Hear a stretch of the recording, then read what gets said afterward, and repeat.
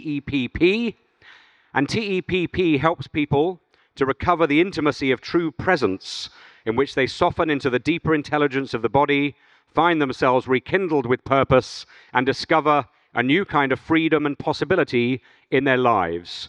Would you please give a warm welcome to Philip Shepherd?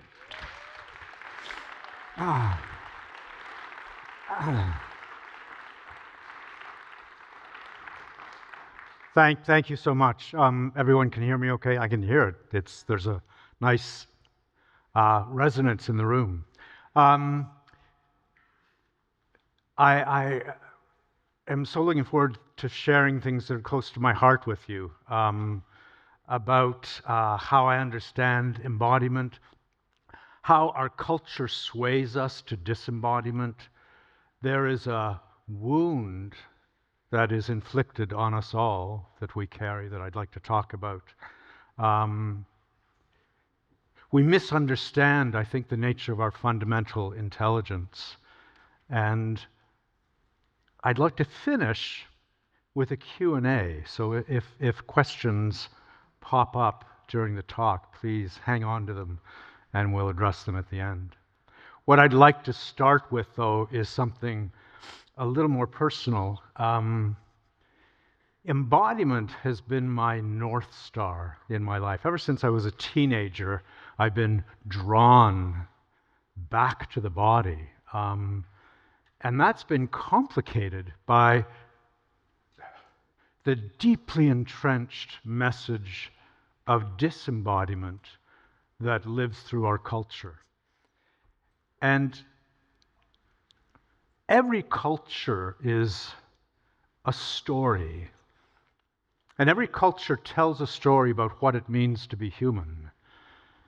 And the story our culture tells us, in its overarching message, says that thinking happens in the head and the body is the vehicle. And you may have a sense that that's a somewhat modern or recent story. Well, it's not. In our culture, it's ancient. You go back to, there's a dialogue by Plato called Timaeus.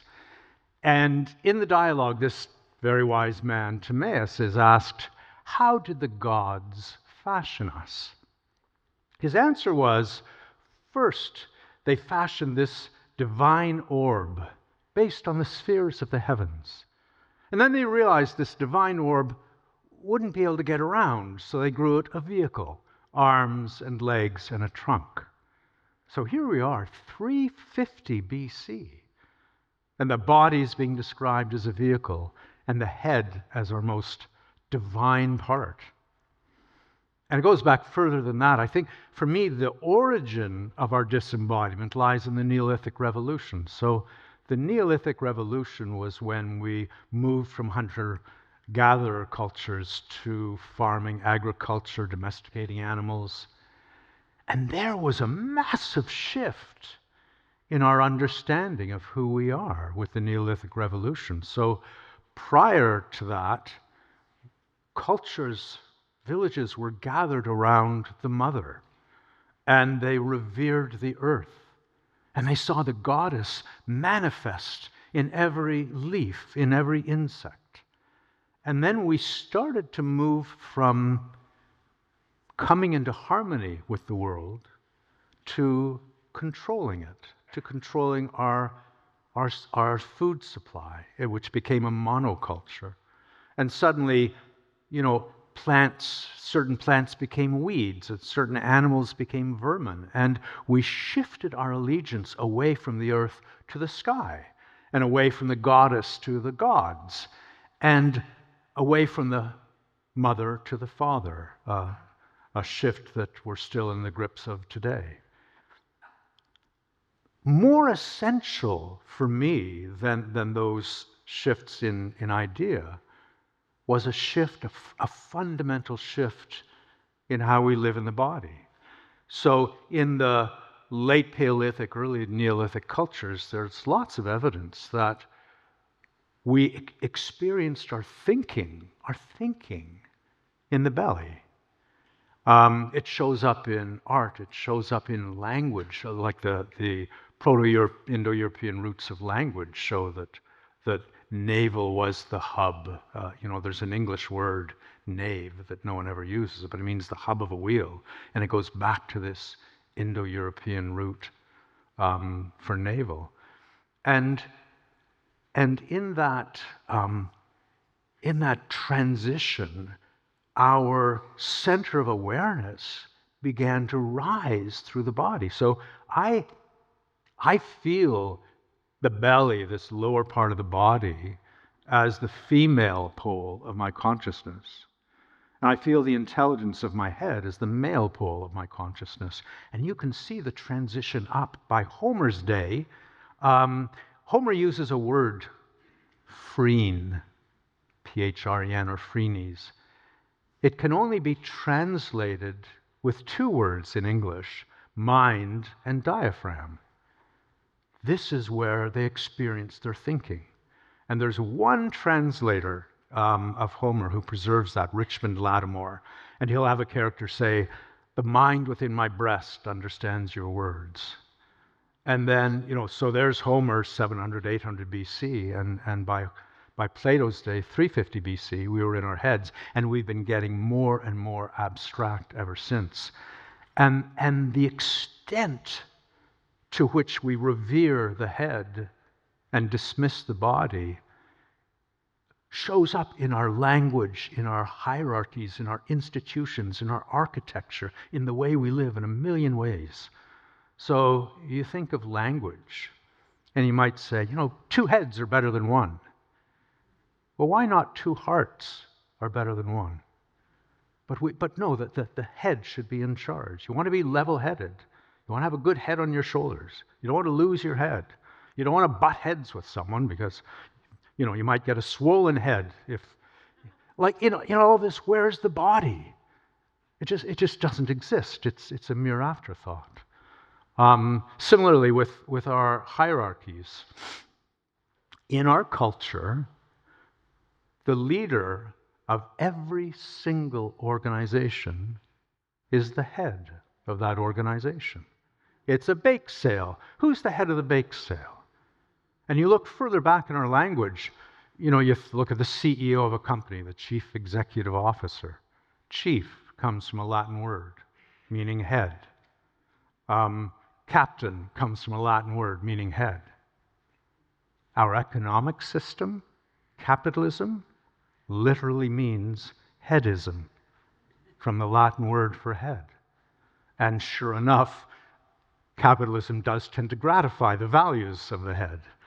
Our architecture, what's the most appealing apartment you'd want to live in a building? Well, it's the penthouse. And we feel comfortable up there, kind of looking down at the world from that remove of distance. And I personally, I wouldn't want to live in the penthouse. I want to be close to the earth. I want to be able to step outside onto the earth. And our love of the car. What's a car? A head on wheels. Right? And it has 2 headlights because we have 2 eyes. And, 3 headlights might illuminate the road better, but it would ruin the metaphor because we want to sit inside that car the way we sit inside our heads and peer out at the world through the windshield, the way we peer out at the world from inside our heads. And we feel so comfortable in that familiar space where we can listen to our music that no one else can hear, the way we listen to our thoughts that no one else can hear. We do a head count, and we see how many people are here. We do a body count. How many people are dead?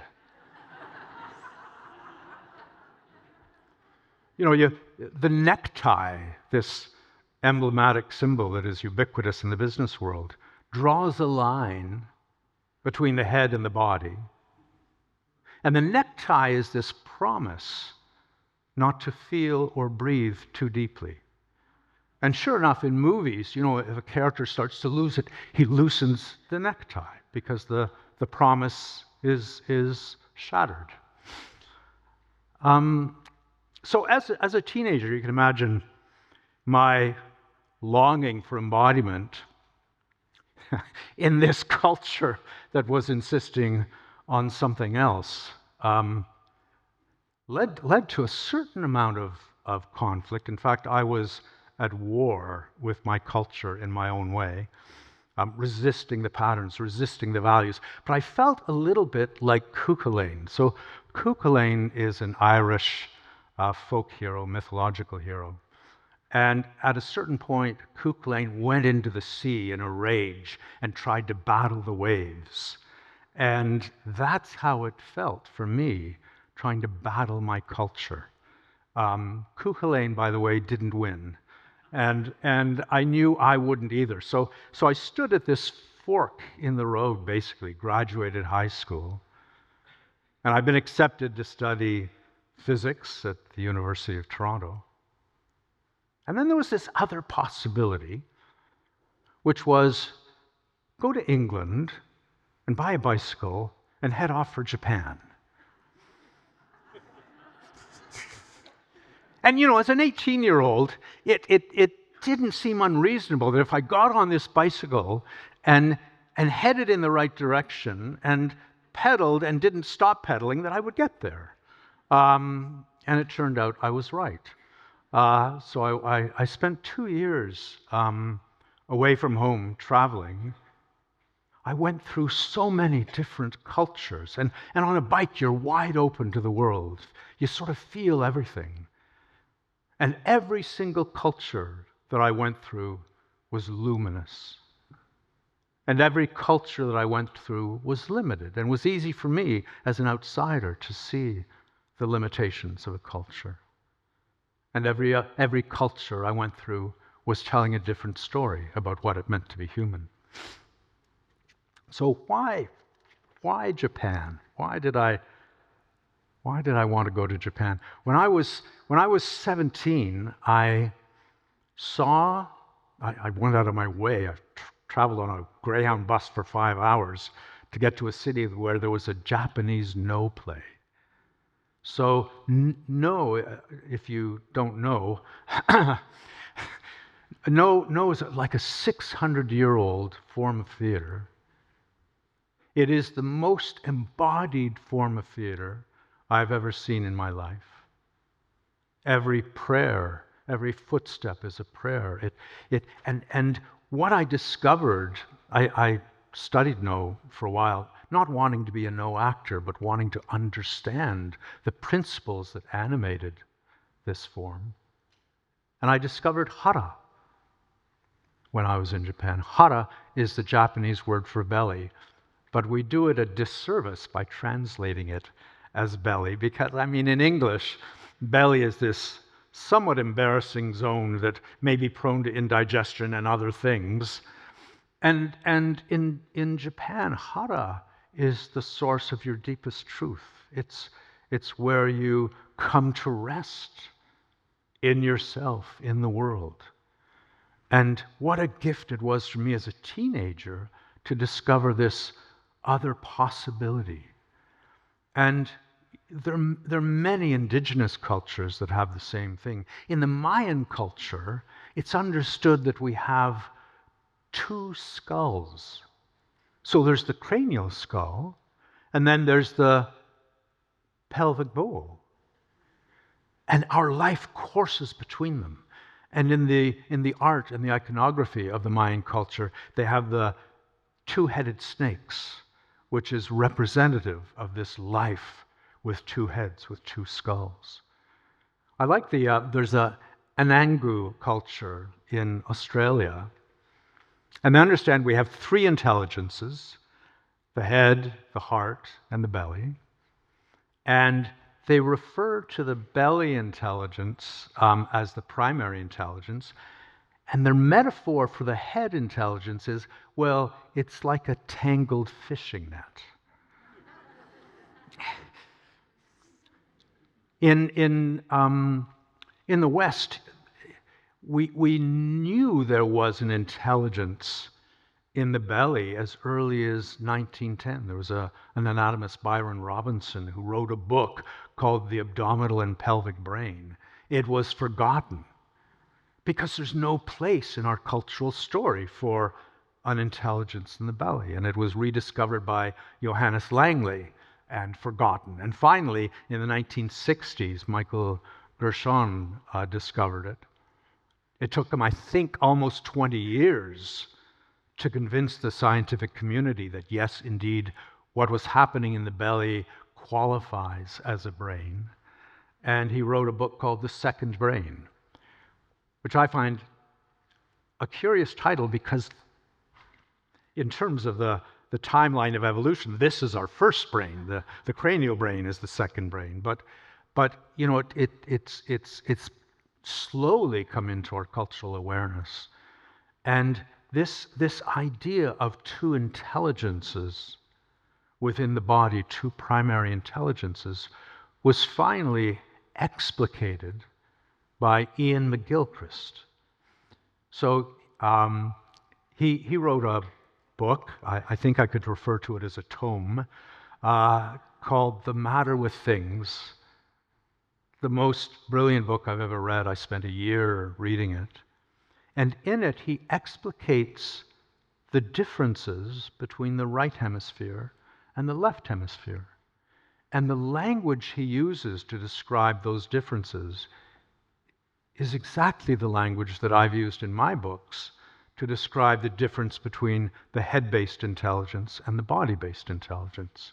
So the left hemisphere is abstract, analytical, it pulls things to pieces, it's concerned with manipulating the world, it seeks control, it does not recognize wholeness. All it recognizes is parts. It's blind to wholeness. And it is disembodied. It doesn't take stock of the body. And it's convinced that it is right. And then there's the right hemisphere, which does feel wholeness and makes room for the left hemisphere. It doesn't shut the left hemisphere out. It integrates it. And it's concerned not with manipulation, but with understanding. And it is deeply linked to the body. And to understand our nature as one that is pulled between these two intelligences. And what has happened, in Ian McGilchrist's terms, when these hemispheres are in balance, the right hemisphere is dominant and the left hemisphere is in service to it. As I would say, the body is our primary intelligence and the perspectives of the head are in service to that intelligence. And as he's observed in our culture, it's gone the other way around. Now he would say that, and I would say in terms of the body, the meta-crisis that we are in the grips of, the chaos that we've inflicted on people, on the environment, on every aspect of our global health, is a direct result of this imbalance where the narrow thinking of the left hemisphere is in charge and does not see the whole, that cannot see the consequences of its actions. And he talks about the necessity of both of these intelligences. You imagine a pigeon on the ground trying to discern, what are the seeds and what are the pebbles. So it needs a narrow focus to do that.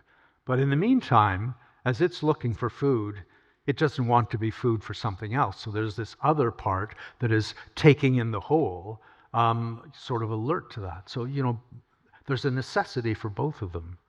But this left hemisphere, head-based dominance, is what we live with. It's what we're up against.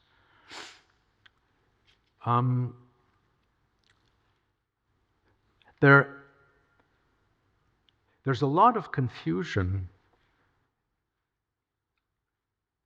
around our head-based intelligence that shows up in our confusion between mind and brain. People talk about, I got to get my mind around that, and they mean the brain. Mind, for my purposes, suffuses the whole body. There is no cell in the body that doesn't participate in the thinking of the body. And, the brain, of course, is held in the cranium. And how to recognize within this culture of forgetfulness that thinking of the body, and it's tricky because we are trained, we are diligently, actively trained to discount what the body has to offer.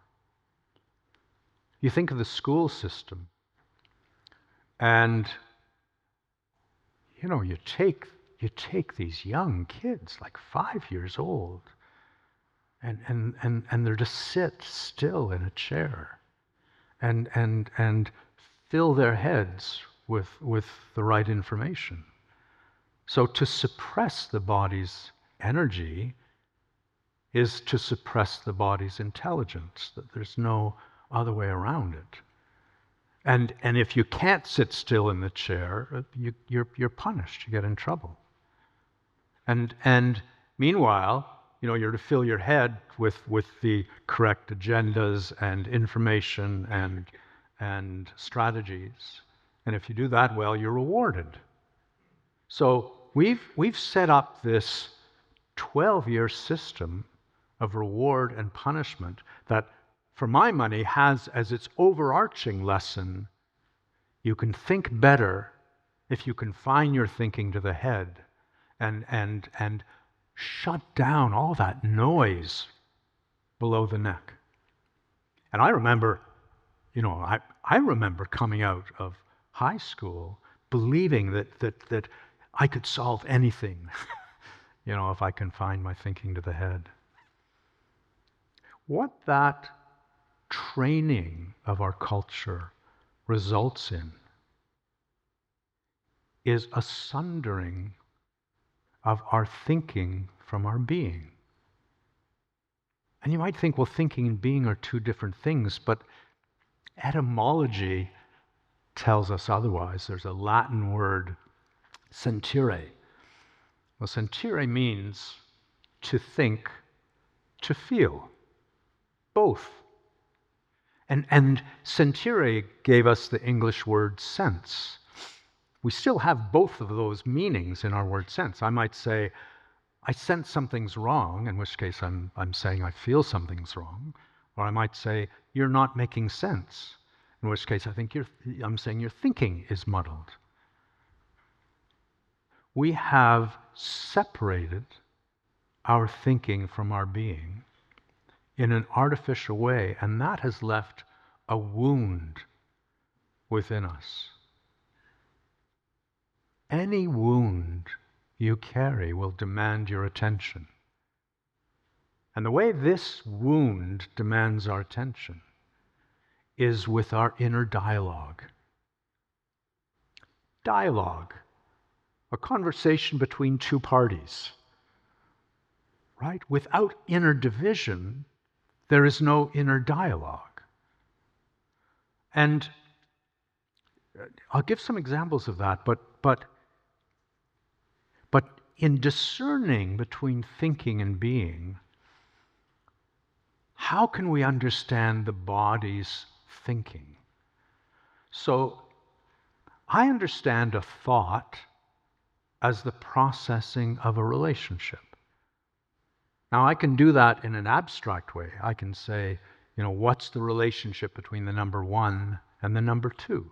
Well, you multiply them, it's 2. You divide, you subtract 1 from 2, it's 1. You can process that relationship in any number of ways.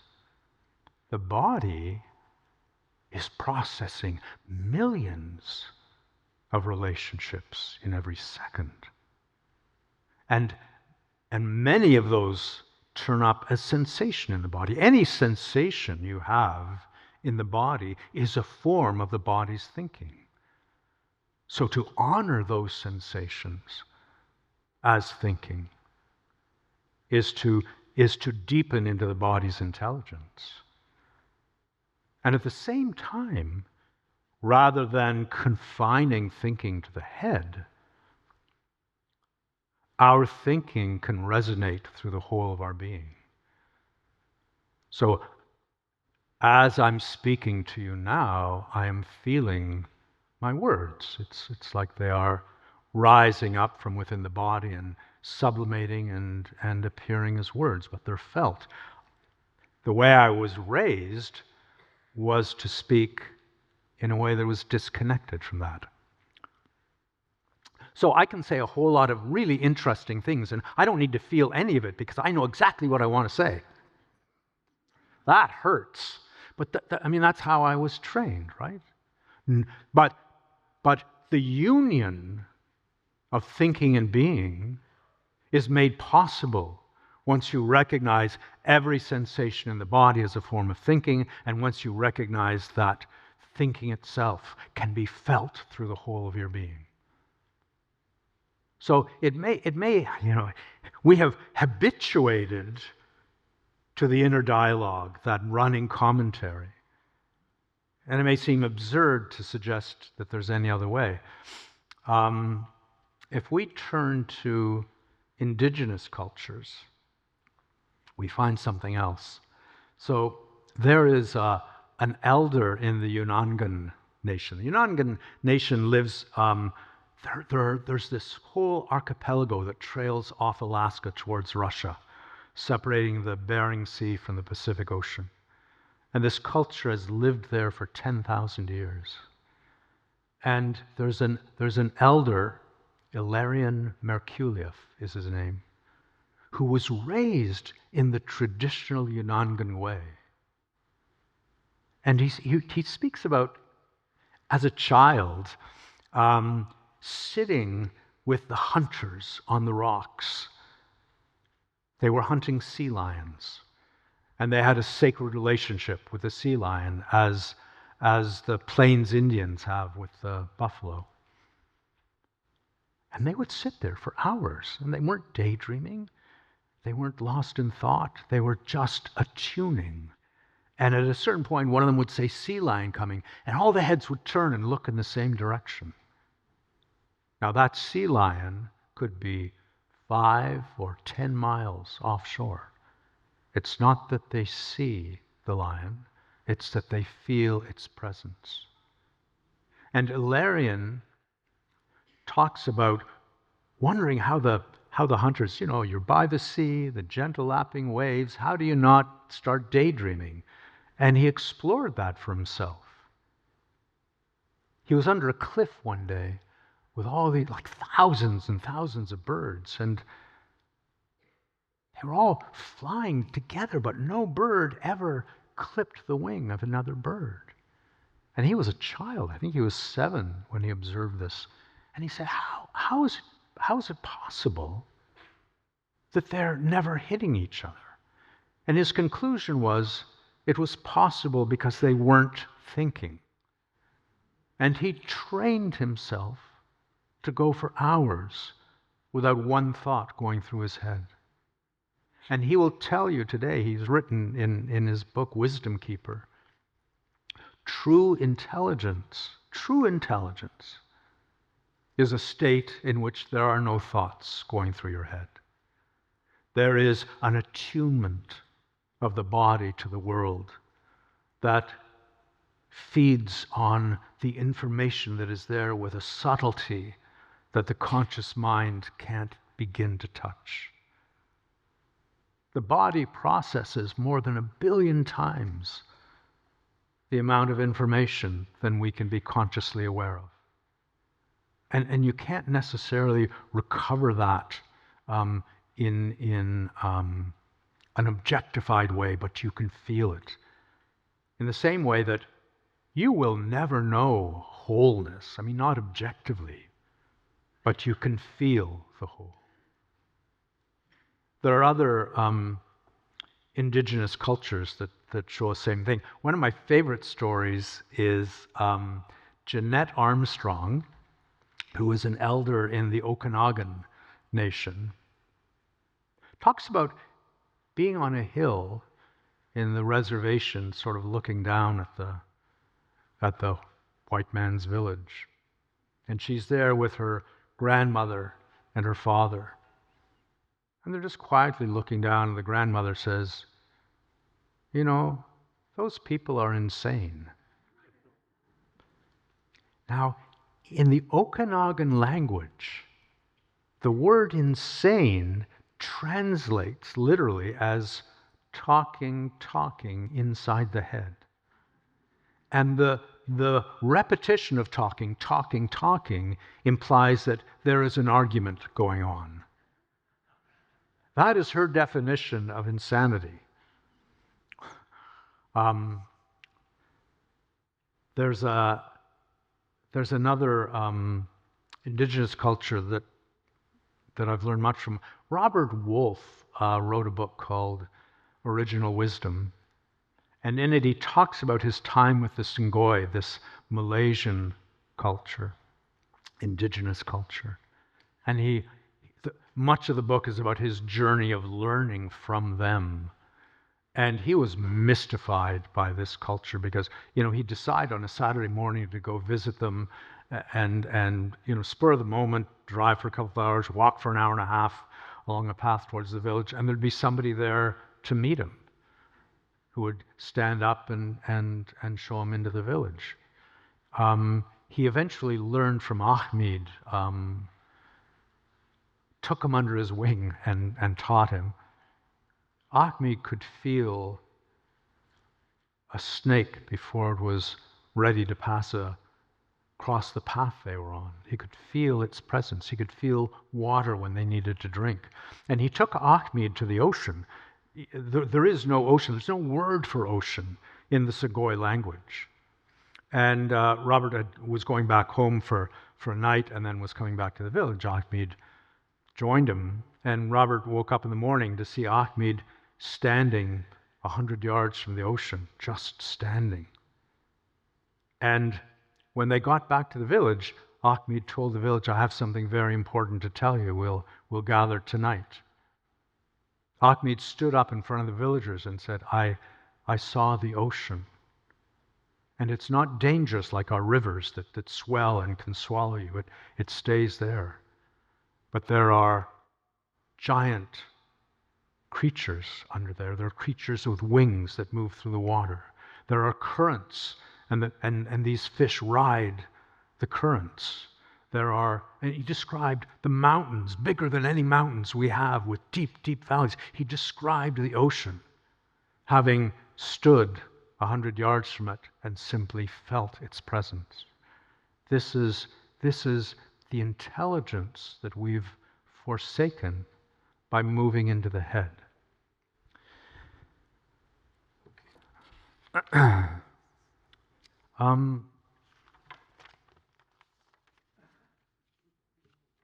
This intelligence of the body, just to give it some context, is 3 billion years older than the intelligence in the head.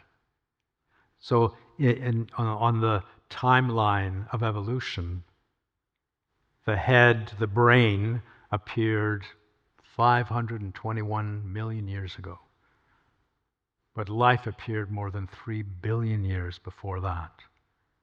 And even the earliest form of life had to be intelligent. It had to find nourishment in its environment. It had to avoid predators, defend against toxins. Life doesn't survive without intelligence. And that intelligence over 3 billion years is with us still. And we're so conditioned to thinking that the brain is the source of our intelligence that I'd love to explore brainless intelligence with you for a moment. And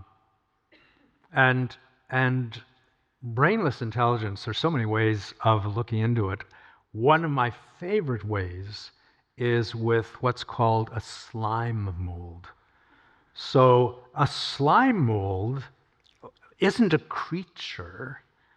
What happens, there are these individual microscopic amoebas, and they go their separate way until there's some stress in the environment, and then they come together to form this gelatinous mass that can measure time, can navigate mazes, can map out terrain and remember it.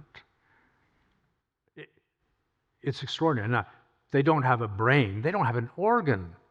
There's not a neuron, there's not a nervous system. It's just a bunch of amoebae.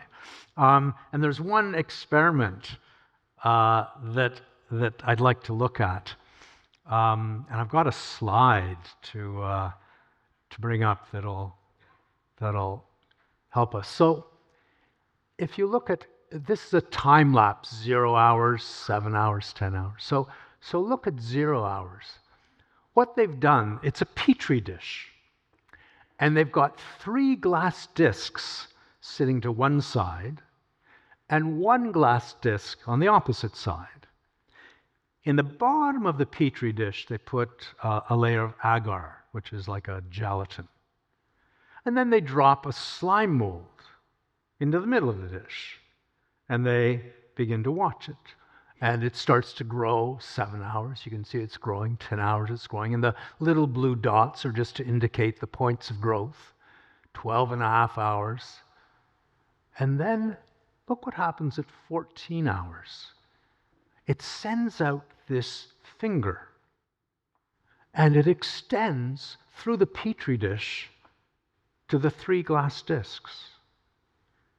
Now, the slime mold is looking for food. It can feel the single glass disc on one side and the 3 glass discs on the other side. Well, 3 is more than 1, so it sends out a finger towards it. Now, there's no contact at 12 and a half hours or 13 hours or 14 hours between the slime mold and the glass discs. It feels their presence. Our survival as a species has relied on our ability to attune to the world and feel it in this way. So, we have this notion that medicinal plants, Indigenous cultures will tell you that the plants speak to them, but of course that's nonsense. Obviously, they acquired this knowledge of indigenous plants and medicinal plants through trial and error. So imagine trial and error. John's got a headache. What plants haven't we tried for a headache? Well, here's one. John, eat this. Let's see what happens. Oh no, John died. Does anyone else have a headache? Because we have another 234 plants to try. I mean, this is insane. But this is our approach. It's all we know. We've lost this ability to attune to the world that a simple slime mold without a brain or a neuron is capable of and needs to be capable of, because that's what its survival depends on. Thank you for the slide.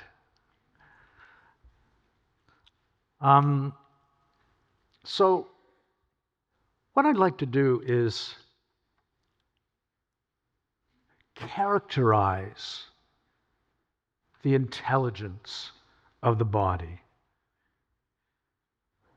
in a way to differentiate it from that of the head. And there's sort of 5 characteristics that seem really relevant to me. What the body most deeply feels is the present. That is what it attunes to. It's not feeling the past, it's not feeling the future, it's feeling what is here now. Now, what is here now holds the potential of what is to come, holds the memory of what was, but it's feeling this world in this moment.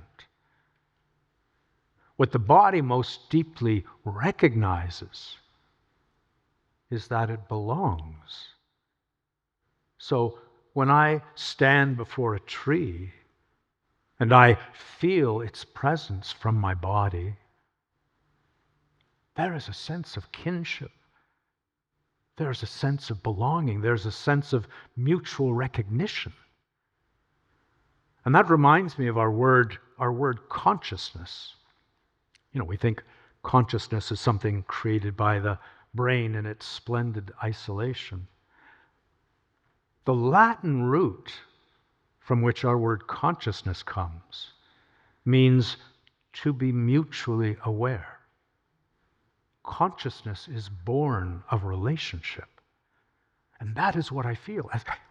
As I come into relationship with a pebble, with a bird song, with whatever it is, there is a sense of belonging. Now that sense of belonging is as truthful as you can get. We do belong to this world. We are born of it. We return to it. We are part of it. And it's only this intelligence in the head that wants to make us separate, that wants to hold us apart, that speaks of nature as the great outdoors, as though, well, nature, we close the door on nature and live within our homes, and it's out there and we're in here, just as nature is out there and we're inside our heads here. We don't belong. It's a fantasy of the head.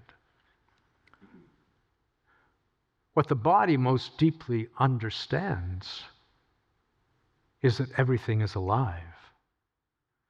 It like the head wants to say, well, no, it's a stone, it's dead. The body feels its life, and there is beginning in the scientific community, the beginning of an understanding that there is, it's going to sound weird, there is agency in the small bits of matter. Primitive, but there's a book called Why by Philip Goff that looks deeply into that. We flatter ourselves with knowing, with this mechanical reductionism that says everything only happens in a linear way. And what we neglect is at the very beginning of our universe, there was the Big Bang. But what about before the Big Bang? Before the Big Bang, there was no matter, there was no space, there was no time, there was no energy. Our universe was born of nothing. By what? By something we don't understand. And that something is with us still, whatever it might be. What the body most intimately knows is that it is embedded in a field of intelligence. It can attune to the world. It can share through that field of intelligence in so many ways. The Australian Aborigines have smoke signals, and we imagine that like Morse code. No. They would send up smoke when they needed to confer with someone who might be 5 or 10 miles away. And that person would sit down and they would communicate. It's the nature of our intelligence to be situated within this field of intelligence to which we belong. And finally, what the body most deeply understands is that its intimate knowledge of the world is made possible by love. Now, we think of love as an emotion, and sure, you can think of it as an emotion. But for my money, love is our most reliable genius. When you love someone, you know them intimately. If you love the present, you will know it intimately. There's a botanist, very famous botanist in the United States, George Washington Carver, was actually born in slavery and could work miracles with plants and changed the way the American agricultural system ran. And people would ask him, how is it that you understand what these plants need, what they have to offer? And his response was, if you love something enough, it will talk to you. And that's something the body understands.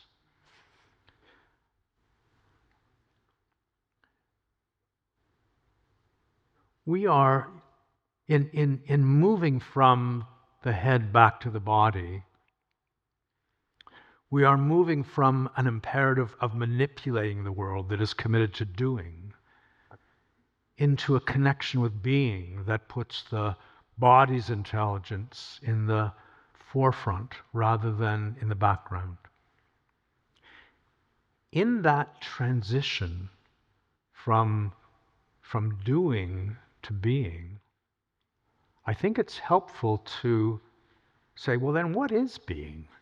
I mean, if we're trying to get back to being, how do you understand that? How do you characterize it?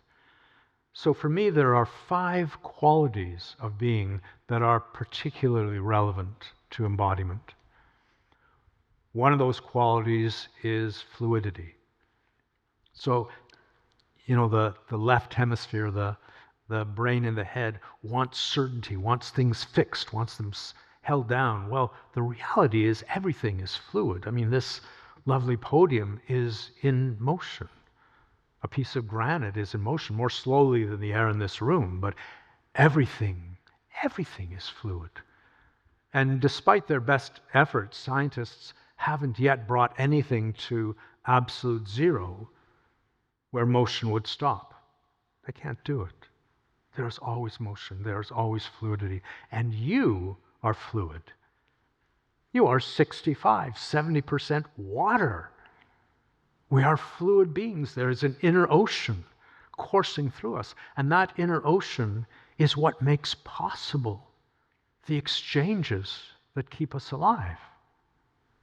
And yet, as we become disembodied, we lose our sense of fluidity. We become locked up, we become compartmentalized.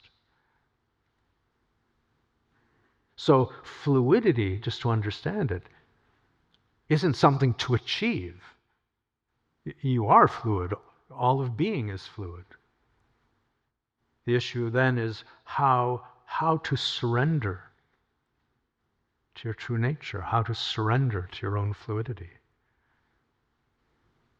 The second of these qualities is groundedness.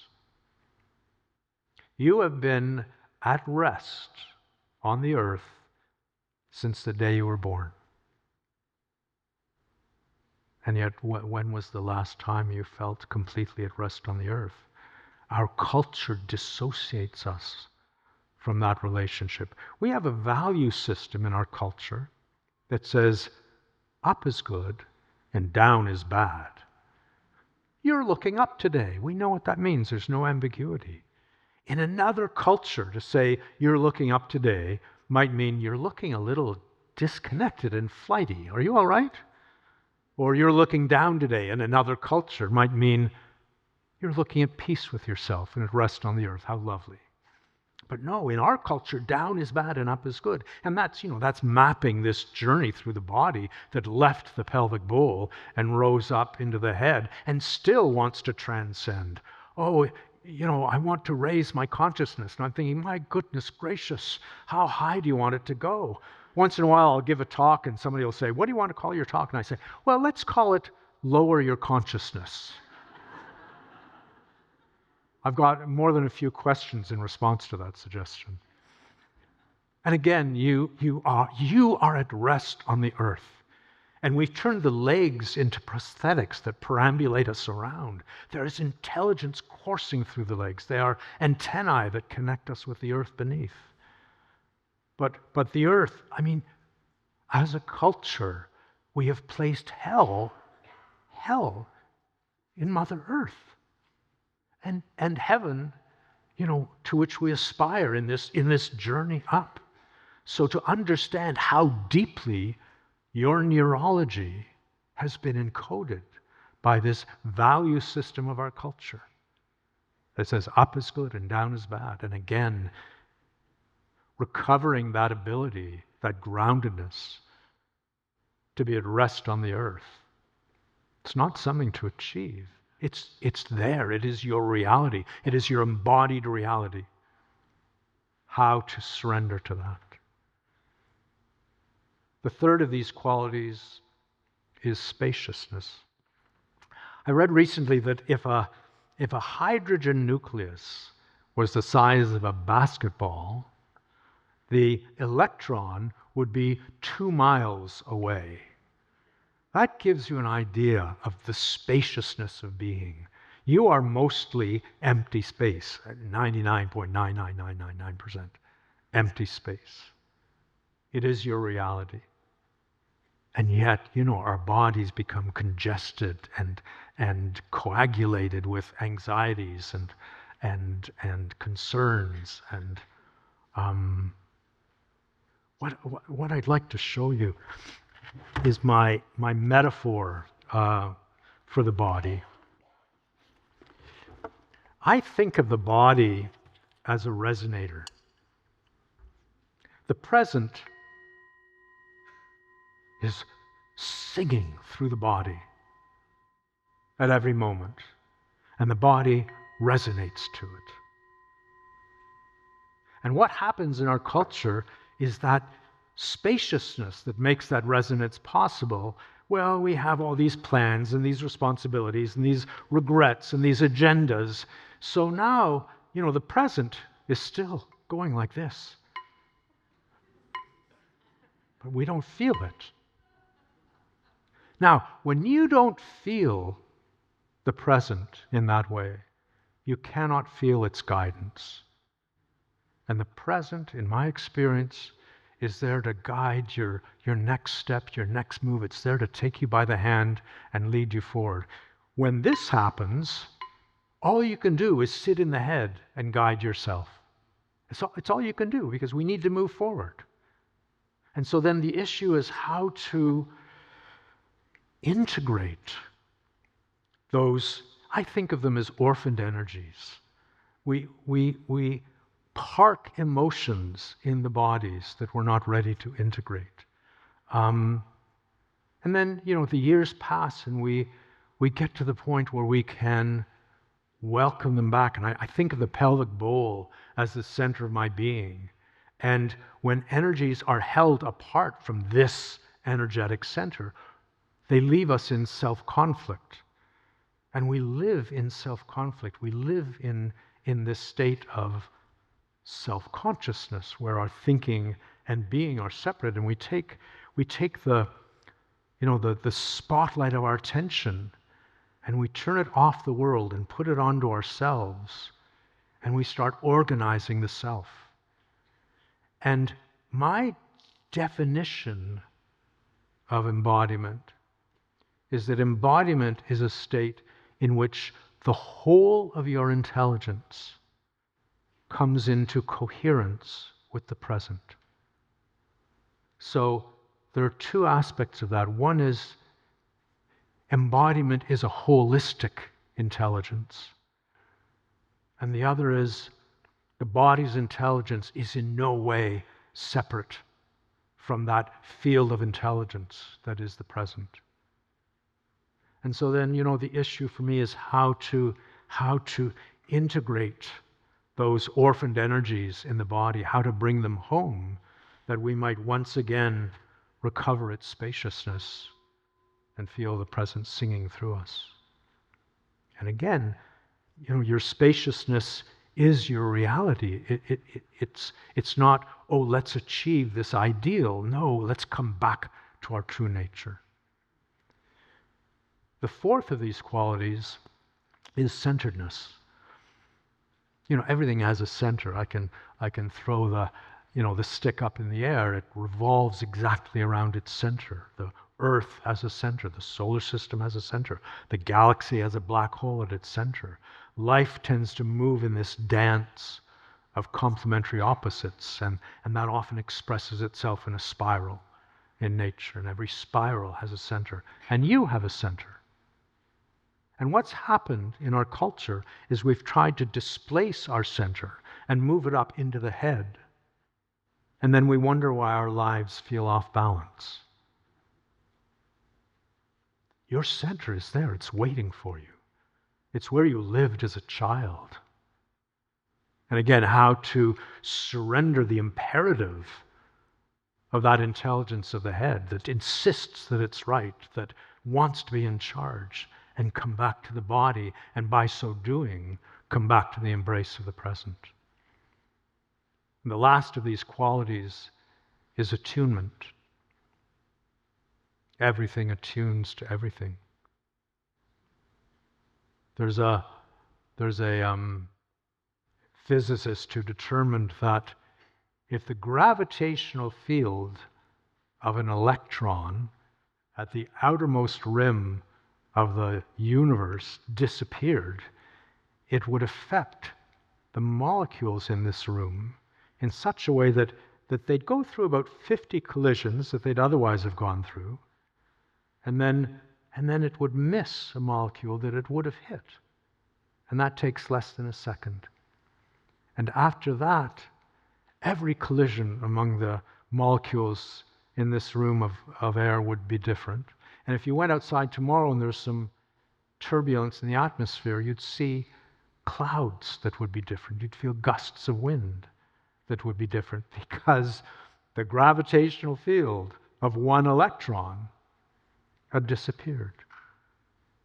Just as the slime mold attunes, we attune. That's the gift of embodiment, is that state of attunement.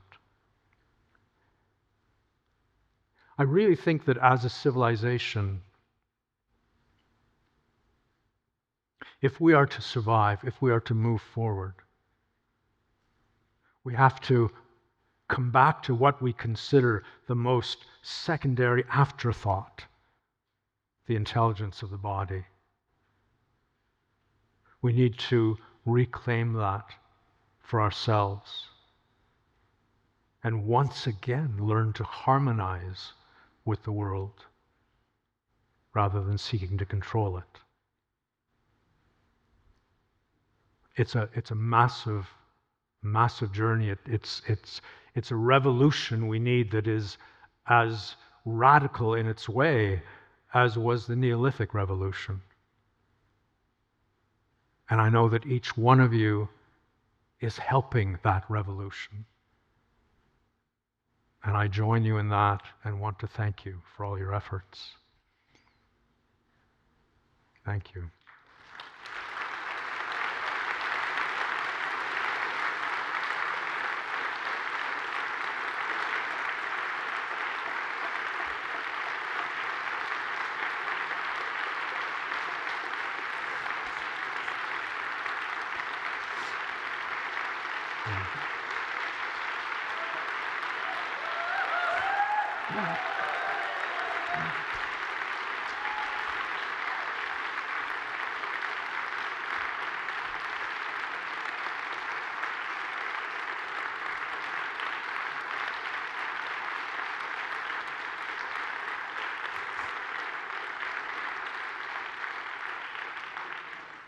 Thank you so much.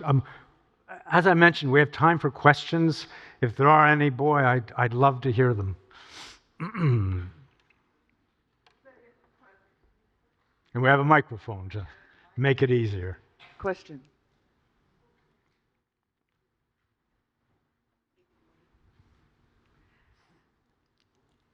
I'm curious how you.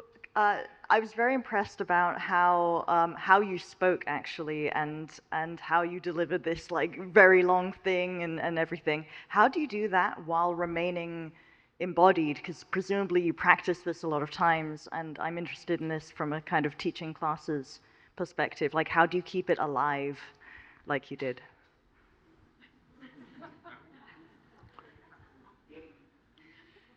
So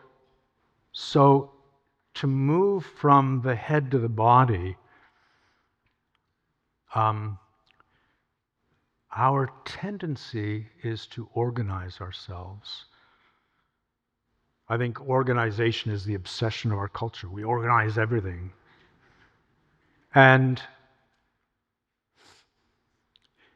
in my understanding, to be present, the experience of being present is one in which you feel yourself being organized by the present. You are touched by it, informed by it, guided by it. And that transition into being present is one that moves us out of self-consciousness into attunement. And it is a massive shift. It takes humility, it takes trust, it takes courage to take the spotlight of your attention off yourself and dilate it into the world and find the world more interesting than your own thoughts about it. But to come out of self-consciousness, and I mean, that's the division of our thinking and our being.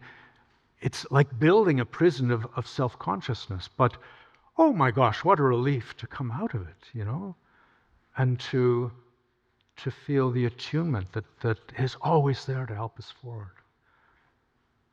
Yeah, yeah, thank you. Questions? You just get a mic.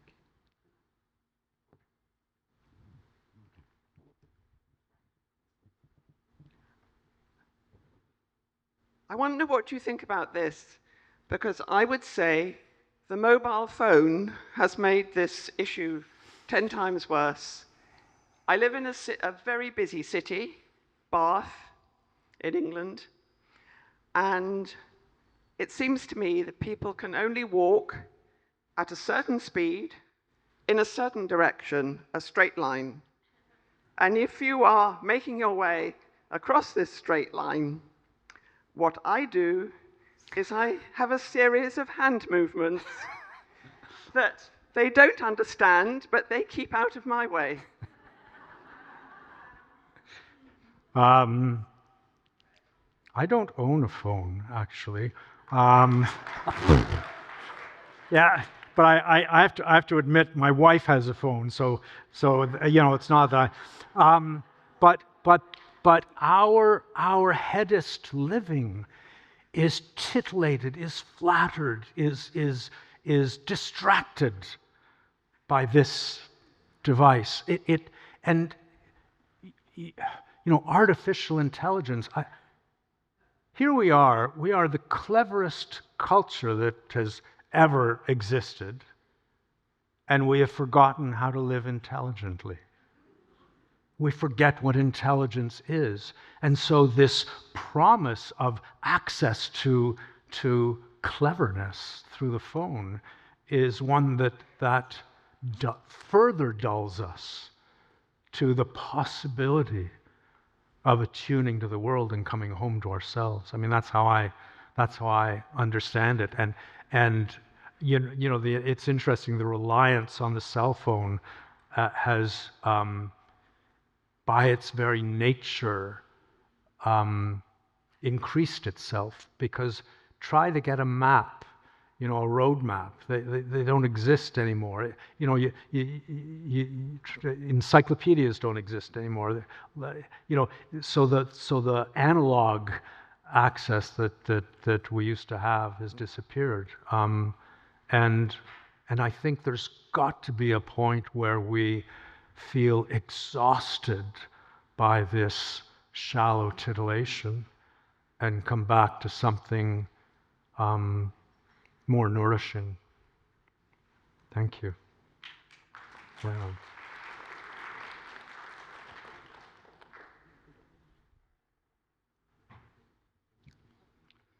Hi. So I work a lot with theoreticians and philosophers and so on, and my experience of all of them is they cannot think if they don't move. And so they will sharpen pencils, they will pace the floor, they will work on the chalkboard and so on. But if you kept them in a straitjacket, they couldn't have a thought. So I think it's, although we think we're all thinking up here. In fact, what you see is something very different. The other thing I'd like to do is just sort of challenge you slightly on your characterization of left and right brain. As we all know, left and right brain split our world down the middle. So left visual field is represented in the right brain, right visual field is represented in the left brain. So our whole sensory surfaces are represented half on one side, half on the other side.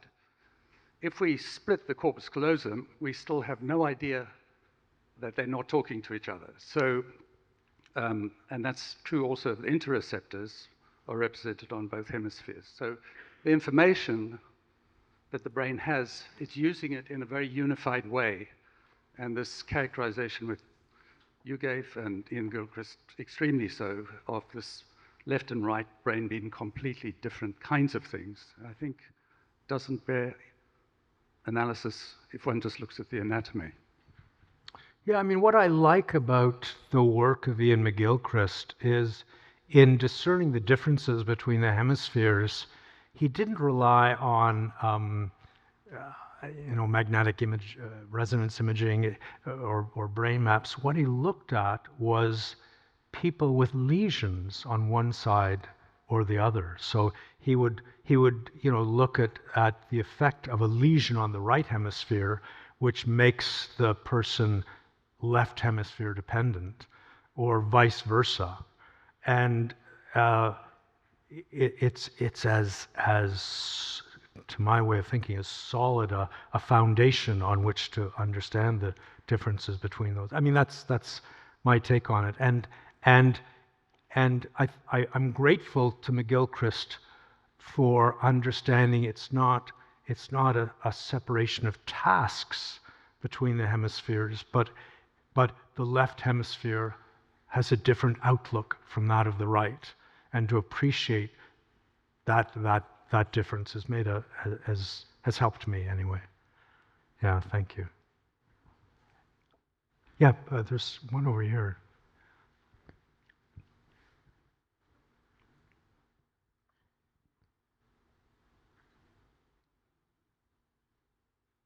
This will be our last question. Better be a good one. I want to thank you so much. It was so inspiring, and I have, thank you. Brilliant. So with 4 kids that have all taken gap years after being fully conditioned by our education system in our MAGA crisis,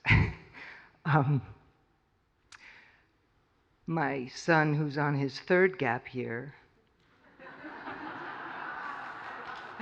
and I'm asking so that he's not just getting a message from me, but he's getting it from you. What would you say to inspire and invite him to go and do what you did? Like the idea to go find out what it is to be human. Yeah. Just to say, I'm on my 54th gap year.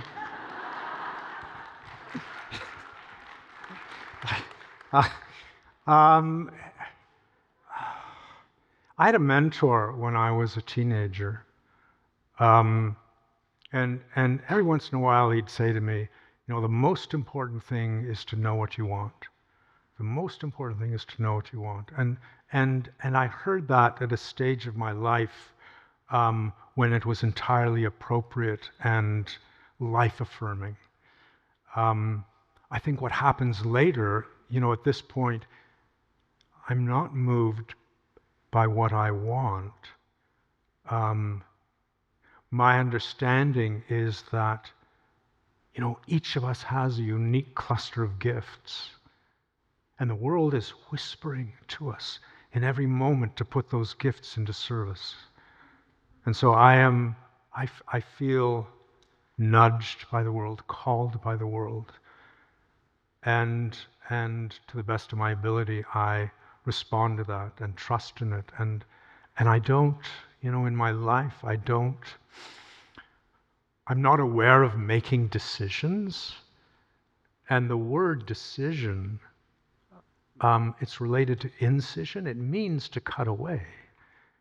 And And what I do is I drop into the body, and I'm as fully present to this issue as I can be. And at a certain point, the penny will drop. I will just know beyond doubt or ambiguity what the next step is. And to encourage your kids to find that resonance for themselves. It's never led me astray. Yeah, thank you. Thank you, one and all.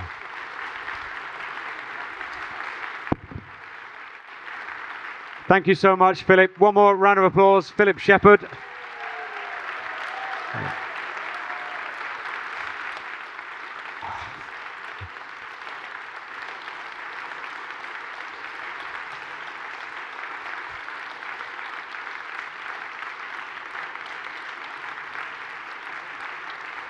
Thank you.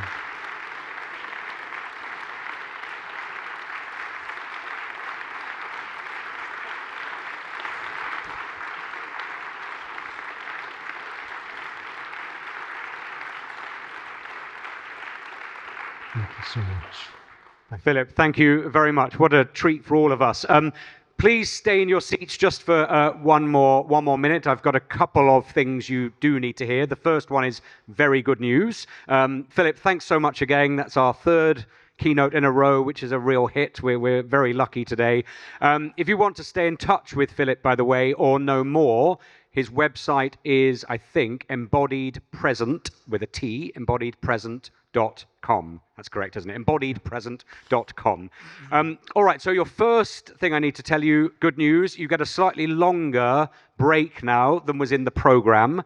So your next session, don't go yet, but your next session will start at 10:45. That will be back here in this room, and that's a really important conversation, so it would be great if you would all come back in ready to start at 10:45, but you get a little longer break than you were expecting. The second thing I need to tell you is I fly back to London this afternoon, so this is my last set of announcements. I know, it's heartbreaking, isn't it? Just save the standing ovation till I've got through the slides, all right, if you don't mind. What do I need to what's happening? Oh, okay. I thought I was going to get a turn live on stage, and you were judging me so much. Oh, it says thank you. Pleasure. Shall I do these? And then, okay. I've got to say some. I sense my own personal helicopter and champagne minibar is coming, but I've got to do the announcements first. I've forgotten what I was going to say. No, right, back in here, 10:45 for an important conversation. We have this afternoon is free. This afternoon is make your own time up, so time to do what you want, work exchange, etc. And we also have forest bathing, which Michaela has handwritten for me. So the bus departure for forest bathing, if you're booked in for that, is at 1:15. The UCD village, so that's where you checked in, where the very small food court, concession, and supermarket is. And it's the entrance beside. What does that say? Centra. It's the entrance beside Centra. What is that? Lost? Does that say 20 euros? What is that? The cost is 20 euros. Oh, the cost is 20 euros. Right, great. I thought you said you'd lost 20 euros. The cost is 20 euros both ways. So 1:15, meet at the UCD village outside Centra, but you'll see lots of people. Will they just be in bathing costumes, just standing there? You'll spot them, right? Okay. Great. Carol, are there any other announcements that I need to make? What have we got? 40 foot. So yes, there are more announcements. More slides have appeared. By the way, I know this all seems completely seamless and professional up here. This is not as easy as it looks, let me tell you. So what are we on now? We're on cabaret. Is Andrea here in the room? Yeah, so Andrea's putting together a cabaret for everyone this evening. I think you've got all the acts you need now, haven't you?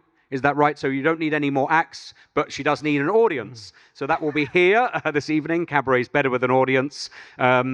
It says the conservatory, but are we in this room, Andrea, or are we out there?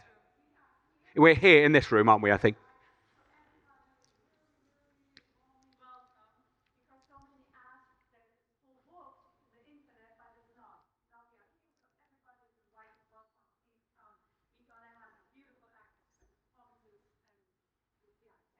Great, lovely. So there's no upper limit. Everybody's welcome. There's plenty of space for everybody, and that starts at 7:30.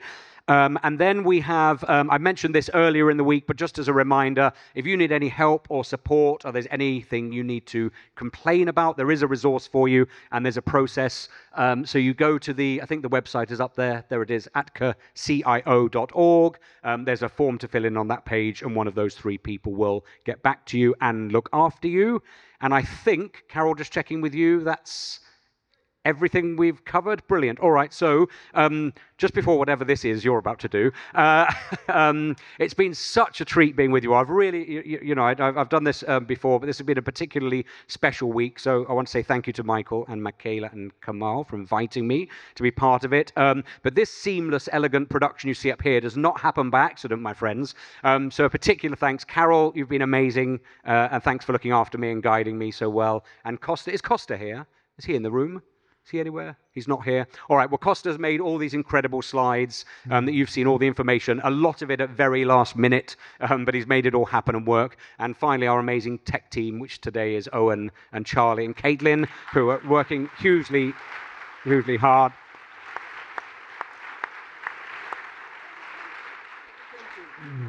Oh, and our film crew. Sorry, yes, they're right. So I don't deal. They're right at the back, but our film crew as well, who've been making all that happen.